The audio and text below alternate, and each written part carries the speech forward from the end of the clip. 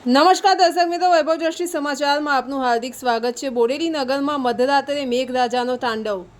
બોડેલી નગરમાં ગત મધરાત્રિએ વીજ કડાકા સાથે અતિ ભારે વરસાદ વરસતા ઠેર ઠેર ભરાયા પાણી। હવામાન વિભાગ દ્વારા છોટાઉદેપુર જિલ્લાના વિસ્તારોમાં ભારે વરસાદની આગાહી કરવામાં આવી હતી।